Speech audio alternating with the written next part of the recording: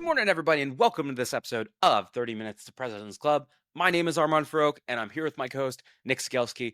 And folks, today we have a three-time 30 Minutes to President's Club Hall of Fame guest in the one and only Maddy Jackson. She is a senior AE over at Webflow. She made President's Club last year and is about to make President's Club this year. I think by the time this episode is announced, she will probably have made it. Nick, why should people listen? So Maddie's last two appearances on the show, we went really deep on her discovery and deal process best practices. In this episode, we actually talk about how she is getting net new meetings and building pipeline to be able to run that discovery and deal process with. We get into everything from how she is divvying up accounts with her SDR, who takes which account, who takes which contact, how they come up with shared best practices for messaging in their outreach. She gets into a really unique way that she gets meetings using an approach we frankly have not heard on this show before called the permission-based introduction, which is not a permission-based opener. It is a different way that she gets executives to connect her with their top lieutenants. If you're somebody who is looking to build more pipeline in a maybe more unique way than we've had past guests talk about, this one is one I would recommend you listen to. All right, Maddie, welcome back to the show for round 3. You might recall that we start every single episode with your top 3 actionable takeaways, so let's get yours. My first actionable takeaway is during discovery, the number one question to rely on is the easiest to ask, and that is why. This exercise, it's simple. It's baking in the question why as sort of memory muscle so that anytime you're given any information from the prospect, you're relying on instinct to dig deeper. Very simple example of this is if a prospect says, we're looking to evaluate new software solutions this year, rather than jumping into what are you using now? When are you looking to make a decision? Taking a moment to step back and ask why. Why are they looking to switch in the first place? A more nuanced example, and this is where I think all the gold lies, is if a prospect asks something more specific or gives you some specific information, like, I want Andrew to attend our next meeting, making sure you ask why. Getting information on why that specific person is important to the evaluation can, of course, help set you up for the next meeting, make sure that there's an agenda that resonates with them, help you win over more stakeholders, build groundswell. It really is the simplest question to ask and often the one that is easiest to forget. Great. Why don't you tell us number 2? Number 2 is lack of momentum kills all deals. So a very common sales saying is that time kills all deals. Something that my manager, Sean at Webflow, says is a great way to reframe this in a practical sense is to think about it as lack of momentum kills all deals. For example, rather than worrying about a sales cycle that's taking too long, it might be longer than your average sales cycle that you see, trying to get that buyer like unnaturally onto your timeline, asking 2 questions. 1, are we meeting regularly?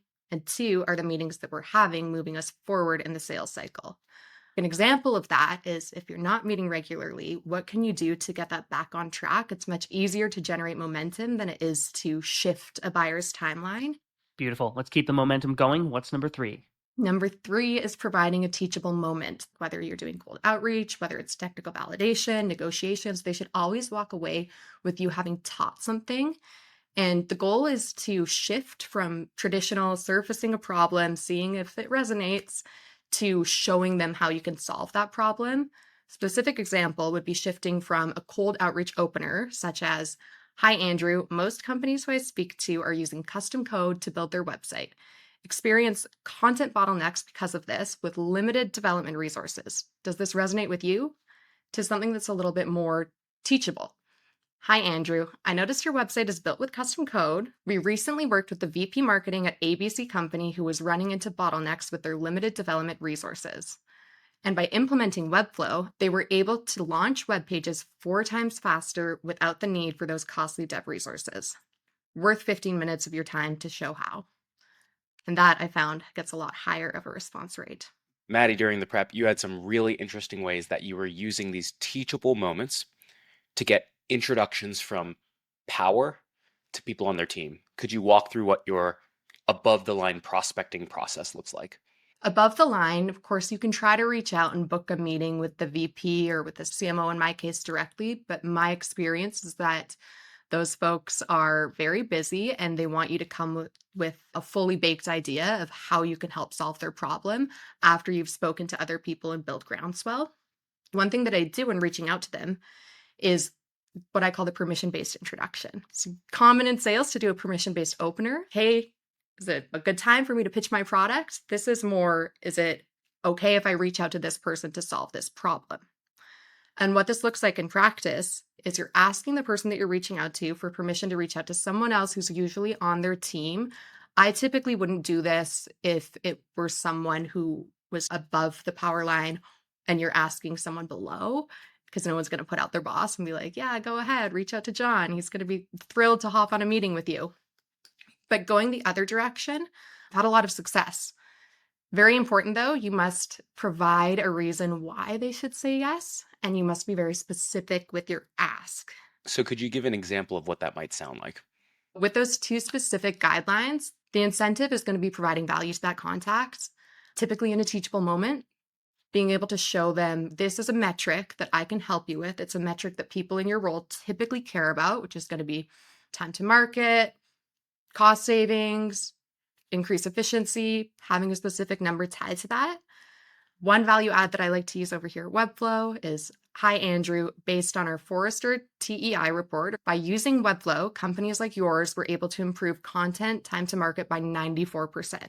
And then the second part, being specific with your ask, is rather than saying, is there someone on your team who I should reach out to about this? Asking, would it be fair to reach out to Angeline on the content marketing team to discuss your deployment processes and see if Webflow could increase efficiency in a similar way? Just making it really easy on them to say yes, rather than even like coming up with a name in their mind. I've had it before where they've CC'd the contact, and that's gold. Obviously, that doesn't happen all the time, but even if they say a yes, you're then able to screenshot that, reach out to the contact, say, hey, your VP marketing gave me permission or said that you might be the right person to talk to about setting up a demo. And if they say no, they might just give you information as to why not. Maybe they just signed a multi-year contract with a competitor. Maybe they just went through a real big rebrand or refresh. Of course, they might just completely say no, but at least you shot your shot. You are reaching out to the VP of marketing and saying, hey, we can impact this metric that I know you care about and you are metriced on.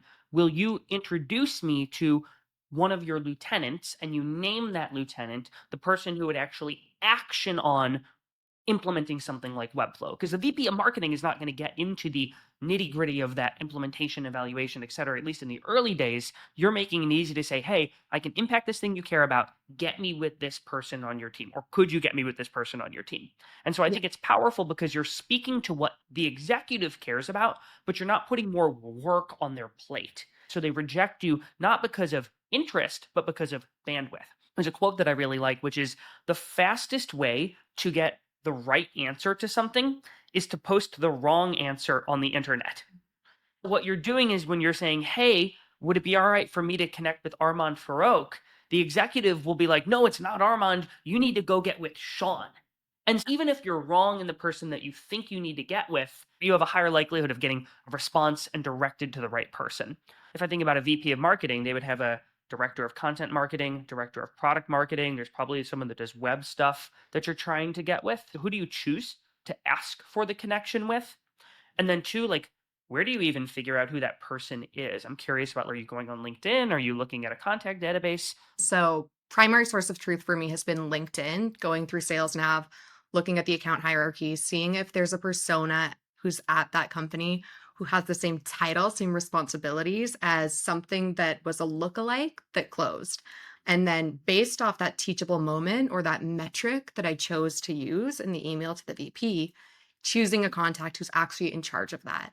So showing that I've done my research, that I understand the space and the market, and not going after someone who would be in charge of product launch and product marketing and making it about SEO or blog posts and something that the VP would immediately be able to sniff out. That's not the right contact. Of course, to your point, if you choose the wrong contact, it's still totally fine. That's the thing. Like, I really find no one's going to just completely write you off because you chose the wrong contact. If anything, they just feel a little bit more respected that you're not doing some generic outreach. You're not saying anyone you want to introduce me to or anyone I can reach out to. You're at least trying to take that extra step, take something off of their plate, and asking if it's the right person to reach out to. How do you think about whether or not you just go for the meeting with power or you go for the meeting with the champion? I would 9 out of 10 times rather take the meeting with a champion. The reason being, the champion's going to give you information so you can show up better to power at the time that you need to. Like a first meeting with someone at Power, they might not have that much hands-on day-to-day experience to experience all the pain. They might think that things are going well. They might be able to provide some like top-line business level metrics that are important to you, but dealing with the person who's actually experiencing the day-to-day pain, my experience towards the beginning of the sales cycle will lend itself to a higher close rate. How do you figure out what the executives or the VP of marketing or the CMO's priorities are so that when you deliver an insight, it's actually relevant to whatever they're working on? Yeah, it depends on, of course, the company status. If it's a public company, reading any of the reports, going through their recent quarterly earnings, all of that can really give insight into what the company cares about. If it's private, trying to do as much research as you can, maybe new releases, blog posts, maybe there's stuff on TechCrunch or online that you can read about the company. If not, then relying on information from the champion. So let's say you've got one of these meetings. What are the pieces of information that you know that you need about a company in order to run an effective first meeting? I love to look at who their investors are, when the most recent round of funding was, if there was a recent round of funding, what they're saying they're focusing that funding on. Oftentimes it's something generic like growth. And then you can tie that into what is your acquisition strategy via web? What is your SEO strategy to reach more people? What is your CRO or conversion rate optimization strategy? Do you have any CRO tools in place? What are you using today? How is that going to affect whatever metric you now have in front of you based off of this new round of funding? Of course, you're going to need to grow by X amount. What is that amount? Lots of follow-up questions that can come from just a simple round of funding or piece of information that you find in a blog post. Perhaps they acquired a new company. Maybe they're launching a new product. Those are all things that I see as really good and great, compelling events and reasons to reach out. I also imagine you need to know some information about their tech stack, which is generally probably something that you can glean looking at their website. How do you figure out what their tech stack is without directly talking to somebody there? I'm lucky to be in a space where every website you can go and there's plugins that show what the website was built on. So if it's custom code, if it's one of our competitors, it's very public information how a website is built, what plugins they use. That's also really telling because I can see if they have plugins in their current tech stack that Webflow includes in our native ecosystem. And I can say, hey, we can consolidate, we can reduce total spend just by looking at these extensions and seeing what they're using with their website today. The other tip that I'll give you all is even though Webflow is obviously like super front facing, it's web infrastructure, you can do this more often than you think. So if you have any solution where your solution is facing the customer on the website, for example, if you're a chatbot at Drift, or even if you have a login portal where your clients can log in to access their information, you can right click on the link to login and then you can click inspect in Google Chrome. And then if you toggle to sources, it will actually list out all of the major plugins that you're using. So for example, if you try this on 30mpc.com, you will actually see that all of our forms are HubSpot forms. You will see what we're using to track heat maps and clicks and all of that stuff. And so you can do this a lot more often than you would think to figure out what someone's tech stack is. It's not going to work for things like back-end dev tools where it's like an engineering person is using it on their own and they're not actually using it on their site, but more often than not, you can figure this stuff out. Maddy, I'm curious, you're doing this outreach to above the line prospects. Are you just sharpshooting random accounts and then having your SDR work all of the other ones? Are you doing above the line, below the line? How does this get coordinated with your SDR outreach? We have a weekly meeting that is specific to review the accounts that we're going to target the next week. So every Thursday, I meet with my SDR and we go through accounts that I select. I always ask, which accounts do you want to target? Is there any messaging or anything that's resonating with you right now? Maybe it's previous closed lost accounts. Maybe it's customers using a specific competitor of ours.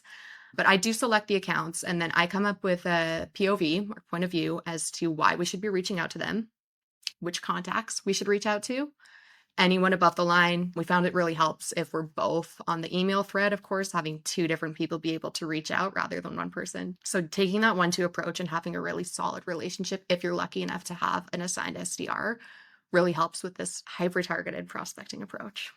You identify 5 accounts that you want to reach out to and perhaps a POV on how you're going to break into those 5 accounts. From there, oftentimes you're taking the folks above the line, your SDR is taking folks below the line, or you're being very direct with how you want those folks to be reached out to. Oftentimes, when you first pull your account list, there aren't any contacts on it. Was it on you to go pull those contacts yourself and make sure that you have the whole account mapped out? Or do you tell your SDR, hey, here are these 5 accounts, go map out the account, bring it back, and then I'll tell you who we need to target? It's a both approach. I do take the initial shot of providing the contacts. Usually I like to select at least 3 to 5 contacts per account for them to go after, and then a few people above the line for myself. However, my SDR, she'll get on with me and she'll show me Boolean searches. And she's like, hey, you didn't find these 20 contacts that we could have gone after at this account. So it's highly encouraged for them to find other contacts and go a little bit wider, build that groundswell, usually using LinkedIn to find those people. For those who don't understand what a Boolean search is or how to do it to find context, could you explain how? Absolutely. So it's when you use quotations and then or to separate out those searches that you're doing, but you have it all in one long string. So an example that's relevant to my job is in marketing, there's a lot of different types of marketers, which we touched on. There's content marketing, there's growth marketing, there's product marketing. The time that it takes for me to type those in and then go through all the contact marketers, all the growth marketers, all the product marketers can be really saved if I just do a Boolean search of all 3 of those. So contact marketing or growth marketing or product marketing, and then it'll pull anybody with that title. We also see on LinkedIn, like folks have the darndest titles these days. There's a lot of different titles around there. So being able to capture everything that might be a fringe title that you think, but it's actually the perfect persona to go after, using a Boolean search has really helped us uncover a lot more personas to go after. I have seen so many people miss contacts because they don't have all of the right permutations of the contact. So for example, they'll have CEO, but not founder. They'll have director of marketing, but not DIR of marketing, DIR Nice. of marketing. So build a massive list of titles that you can plug into whatever contact enrichment tool you are using, run that through, or you can use the filter search where you filter by department and seniority. For example, show me all people in marketing above the manager level. But the best SDRs are the ones who are doing both. You have to make sure that the SDRs are literally pulling every single corner of the account to make sure that every single contact has been covered. Maddy, you talked about giving your SDRs a POV as to why you picked this account and who you should reach out to. I've seen POVs that looks like a hot lead, and that's about as much context that the SDR gets. How much detail are you giving to your SDRs on why they should reach out to an account, or what's an example of what you would give them? An example would be this company just raised a Series D. They got $60 million. These are some of our shared investors. Love looking for that too. This is a contact who looks like they own growth, says that growth is something that they're focused on over the next 3 years. Let's reach out and see if we can get a meeting with someone who's either them or on their team to understand what that means and what the website plays in that growth strategy. And keeping it vague too for that first POV, like what does the website mean to that strategy? Could be more beneficial than saying, what is their conversion rate optimization metric and how many days do they have to achieve that? Because sometimes they may not have thought of these. And that's where you get into sort of that education stage during the actual deal cycle where you're educating them on how your product can help them with that growth. They might just have a very high level goal. How do knowing their investors, how does that actually inform your prospecting? Knowing their investors is helpful specifically to get actually introductions from the investors. If there's a portfolio company that's a shared investor, I'll reach out to my CEO directly. She's always willing to lean in. And I'm like, what are your contacts over at Excel who are willing to introduce us to this company? And they love doing that. They love connecting portfolio companies, seeing if we can help each other. That's a really, really great one if we can do that. So you have these POVs, you work with your SDR, 5 accounts per week, you pass them the 5 accounts. From there, do they just say, okay, peace, I'm going to go? Is there any back and forth where they're drafting the emails or sending it to you? What does the actual SDR do from there? There's a lot of back and forth. So we use Slack heavily. We've got pod channels with myself, my SDR, both of our leaders inside of it, and we will coordinate on outreach, what it looks like. I have a lot of trust in my SDR, so I'm like, you really don't need to run every email by me. But if you want guidance, I'm always willing to provide it, or I can hop in. One of the great things about our technology is that if my SDR sends an email without me on CC, I can actually hop in and respond to that email and sort of like force myself into the chain. So I'm like, you can try whatever you want, but please let me know when you want me to come in and help you with some of these below the line contacts to see if we can't push it forward. At what point do you hop in to a email thread or a series of emails where there's been no response? What determines when you decide I'm going to spend my sales calories on Yeah. this effort? If I see someone from that company has been visiting our website a lot, or they've been checking us out on LinkedIn, then of course I'm willing to spend more sales calories on that. I'm like, there's something there, there's someone there. We will find them and we will get a meeting. If it's very cold and it's just an account that looks like a good fit, but we might not have a lot of information, maybe there's not much publicly available, we're doing some generic outreach. That's where I'll let my SDR take the lead and try to run those cycles themselves until we get something back. But at that stage, I need to be focusing on my pipeline or hotter leads. I want to double down on what you said, which is you have a lot of trust with your SDR today, but there's a ton of back and forth, especially at the beginning. And that trust is built over time. And whenever I was pairing up an SDR and AE, I would always recommend that they treat it like a shuttle run. So if you've ever trained in sprints, you've done shuttle runs where first you run 5 yards and then you run back, and then you run 10 yards and then you run back, and then you do 25 and then 50. And each time you go a little bit further. So the first time you might pass your SDR 5 accounts with the POV, and then you might say, hey, come back and just show me what else you found in the research. And then second time, 10 yards, you might say, hey, now show me the contacts you think we should reach out to. Third time, okay, write the emails, show me the emails. Fourth, fifth, sixth time, then they're sending the emails all the way on their own. But the problem is what a lot of AEs do is they send their SDR to the 100-yard line first. They say, here are the first 5 accounts you should reach out to. Go reach out to all of them and let's see if you book any meetings. And then they literally have to fix every part of the process where they missed a contact, they messed up an email or whatever it was. And so be tighter at the beginning, manage to a tighter circle, and then over time, give them more and more creative freedom. One thing I love about that approach, Armand, is treating your SDR like the sales professional that they are and not doing all of the work and saying, this is who you're going to reach out to, this is what you're going to say, this is how to say it, and this is when, because they're way more capable than that. And they can actually go out and in these sort of bits and pieces, expand their knowledge and eventually be able to fully write a POV, find the right contact, find the right account too. You're closing these like big, pretty meaty deals that require a lot of work. How do you think about the amount of time that you spend on advancing current pipeline versus creating new pipeline? And how do you actually fit that into the rhythm of your schedule? It's really important to have balance there. It does depend on the time of year, the time of month. Right now, it's the end of our fiscal year, so I am hyper focused on closing deals. But of course, I have a lens out to next quarter. We're always forecasting for the next quarter, so we can see in my one-on-ones with my manager, do I have 3x coverage? Do I have 4x coverage? And then if I don't, am I booking enough meetings? Am I generating enough pipeline? Dialing back that sales funnel where it's how many meetings do I need?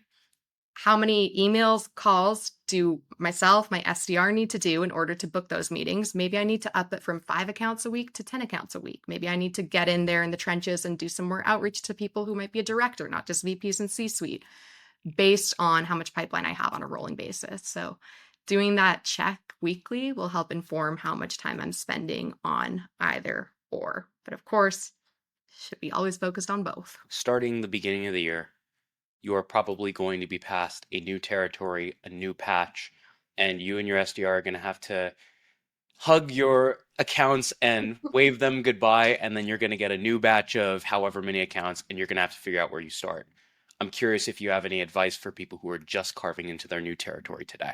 For folks who are just carving into a new territory, I'd say take the time to learn it. Like you have the time to learn your new territory at the beginning of the year, dive in now versus diving in 2, 3, 4 months because you're going to need that extra runway. In terms of do you reach out if you know that you have accounts leaving, I like to think it's sales karma. I hope that whoever has the accounts that I will be inheriting at the beginning of the year is also doing that outreach and treating them well so that it all lands in a good place when we do the account reshuffle. You said it's important to learn your new territory. What actually goes into that? Could you give some specific examples? At Webflow, we sell into all types of verticals. Of course, everybody needs a website. So I think that's really important in terms of which are your typical companies that are going to close, which are the high touch point ones that are going to need a lot in terms of security review, legal review, financial review. What might be something that is on the smaller side, but looking at historical growth? What's the employee count? What was the employee count over the past 3 years? These are all signals that you can get from LinkedIn. And I like to break it out and slice my territory in that way so that I have my high priority accounts. We've got like the green accounts, we've got yellow, we've got red, the things that you're like, I don't think this is ever going to come in. Maybe let's not focus time on it. If they do, great, but not cold outreach. How do you spend time differently across your green, yellow, and red accounts? I typically focus on green. So that's something that I identify as a top account, something that's a big bet. And I know that if we were to land it, it would be a high contract value and a very good logo to work with in terms of expansions, renewals, retention. Yellow accounts would be something that I focus with my SDR. So they're the ones who are primarily working those. Very easy to shift too. You do it at the beginning of the year or you do it when you get your accounts. A red can become a yellow, can become a green. You never know. Could you give an example using Webflow of what a green account would look like and what a yellow or red account would look like? A green account would be someone, let's say they're using WordPress, one of our largest competitors, and they're in a highly regulated industry. That's important for Webflow because as a PLG company, we do have a self-service platform. On enterprise, there's advanced collaboration, advanced security, advanced support, things that people in the financial space really care about. So if it's a fintech company with 600 employees, they're growing rapidly and they're using one of our main competitors, I will definitely mark it as a green account. A yellow account could be someone that is either in that space, so let's say fintech, just to keep the example the same, and maybe they're not using a competitor of ours, or maybe it's wishy-washy. We don't have that sort of silver bullet to go after. Or someone that is using a competitor. Everybody has a website. Maybe they're a dog grooming business and they've got 50 locations across the US. And you're thinking, there's actually a lot of people who work here and they care about bringing in new customers, but it's not fitting our ICP. Let's mark them as yellow. It sounds like two big variables: size of the prize and likelihood of closing. Yeah. Size of the prize is a million doggy daycares or whatever it is. Wow. Like, I don't know if they're on WordPress, but pretty big deal if we end up closing it. Likelihood to close would be, okay, great fit because they're using a competitor in a regulated industry. Even if it's a smaller account, it's probably going to be a quick, easy, single deal because I know we win in that sweet spot. And then to answer your question about red, because I'm super bullish about everybody having a little bit of a chance, red for me is they don't have a website, or the website that they have is not mission critical to the business. So it's just like a brochure site. There's no call to action. There's no sign up here. You mentioned that your patch is about 200 accounts. How many of those are green, yellow versus red accounts? I keep 30 to 50 of them green, about 130 of them yellow, and then the rest would be red. I would be thrilled to see a red out of my name and move something else in there. Maddy, this has been a fun episode. Thank you for sharing all of your prospecting secrets. We've talked about a lot of really great things salespeople should be doing, and now I got to ask you about a shouldn't. And so the last question is, what is one bad habit that you see a lot of sellers exhibiting that you think they need to break because it Yeah. hurts them more than it helps? One bad habit that I see a lot of sellers exhibit, including myself, is focusing on why a prospect is going to buy. So building out that business case, being able to speak to it in a deal review internally, the why Webflow, why now, why it's a perfect fit, all the metrics, Mhm. rather than focusing on why not. Why would they Mm. not buy? Where is this deal going south? If you're able to answer that question at every stage of the deal, going to have a lot higher likelihood of closing it. Just like discovery, it's going to shift. Like maybe it's some technical reason at the beginning, maybe towards the end it has to do with pricing or cash flow. There's all these different reasons that it can be, but if there's no reason why they won't buy, you're probably not doing your job well enough, because there always is. Phenomenal. Maddy, thank you for joining us. Everybody stick around for a 60-second recap coming up soon. It's time for a 2x2 recap from this episode with Maddy Jackson. What do you have for your 2? So number 1 is called the permission-based introduction. The way that Maddy does this is she identifies an executive, and then she identifies a top lieutenant of that executive. An example would be she identifies the VP of marketing, and she asks for an introduction to the director of product marketing. In her outreach to that VP, however, she will speak to an executive level metric that VP cares about, and then talks about how Webflow can support that metric and asks for an introduction to the lieutenant who would actually run with the Webflow project. So that's the first one, the permission-based introduction. The second one from Maddy is when you are thinking about reaching out to a company, yeah, you probably want to look at, have they raised money recently? Because that might be an indication that it's a good account. But Maddie goes one layer deeper and she looks at the funding announcement and she specifically looks at what is that funding supposed to be used for? Because that indicates, oh, they've got money to accomplish X. Her outreach now is, here's how we can help you accomplish X. So yes, look at funding announcements, but understand the why behind why they raise money in the first place. Number 3, when you're divvying up accounts between an AE and an SDR, an AE should select the accounts, build a point of view on why those are the right accounts, and oftentimes craft specific messaging for above the line prospects while SDRs work below the line or carefully work above the line with their AE's guidance. And then lastly, number 4, when you are tiering out your accounts, tier them out green, yellow, and red based on the biggest size of the prize and the highest likelihood to buy. You should have about 30 to 50 green accounts, 130 yellow accounts, and 30 to 50 red accounts if you have a 200 account book. Alrighty, Nick, how can people help us out here? So we got into this a little bit in this episode about how Maddie is tearing up her new territory, and we actually put together a guide at 30 MPC called How to Tear Up Your Territory. There's a link in the show notes that talks about how you should be thinking about your different account criteria, which accounts should get the most personalization, how you actually think about putting muscle into the important accounts and semi-muscle into the not as important accounts and no muscle into the irrelevant accounts. So there's a really, really good guide. Armand, you put it together with a lot of the stuff we've learned from past guests. So check it out. It's in the show notes, and we will see you next week on the show.